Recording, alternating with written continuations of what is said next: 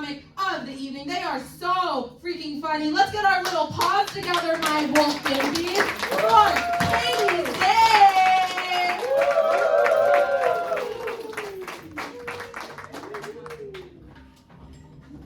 Oh my God, these are peeps. Okay.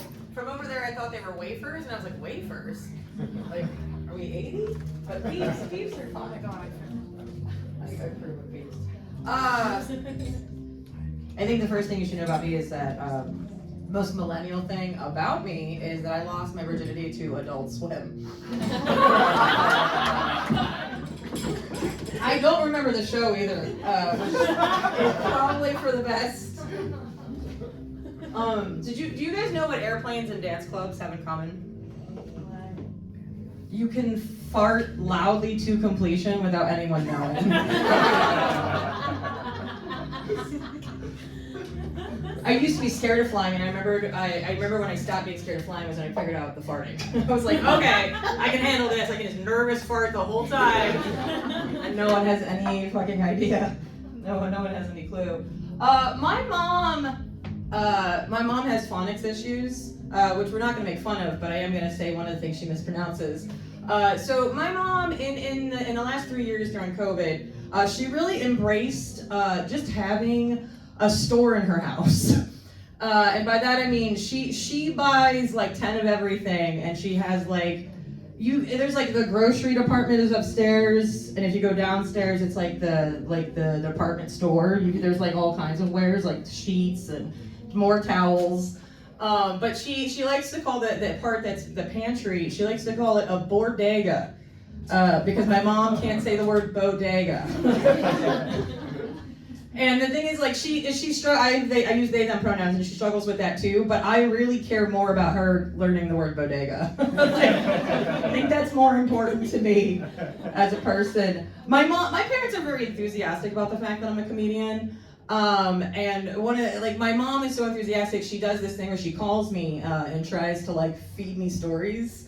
Like maybe this one, and she likes to go, maybe this can be part of your act. That's one of my favorite parts. This can go on your act. I'm like, Mom, I'm not doing vaudeville in 1930.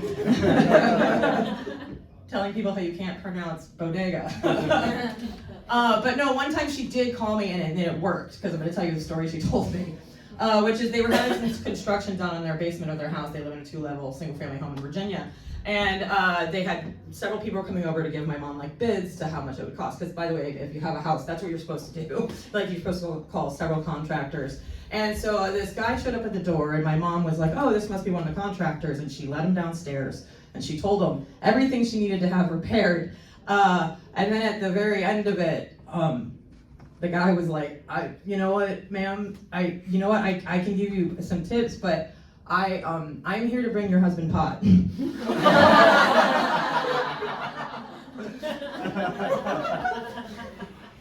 It's actually a friend of mine that was dropping off the weed. He's just a really nice guy. He just listened. He's like, yeah, I can fix that bathroom. I got you, Mrs. Z. I was actually in the hospital recently because I have MS. MS is multiple sclerosis, which is hard to say when you have multiple sclerosis. So we like to shorten it to MS. And I like it. It's an autoimmune disease, which means my body attacks itself, which really just means I'm self-deprecating by factory setting. Just came out of the box this way. But no, I was hospitalized for having a flare-up with my MS. And the treatment for it is, acute treatment, is IV steroids, which is that's hardcore. That is hardcore shit. The thing is, I a couple years ago, dabbled in a lot of drugs, and I gotta say, meth has nothing on IV steroids. I did 7 Zoom open mics.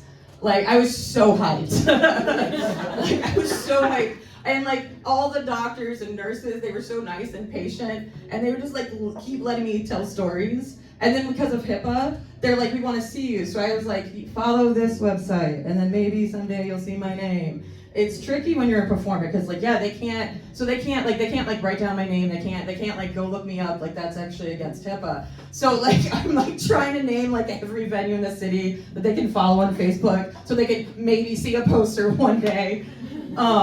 But the thing is, I will say, if you do have to go to the hospital in Chicago, Masonic, Illinois Masonic is the best hospital in the city. It's like a hotel. Like, you guys don't understand. I was there for 6 days. I had salmon twice. I also had short ribs.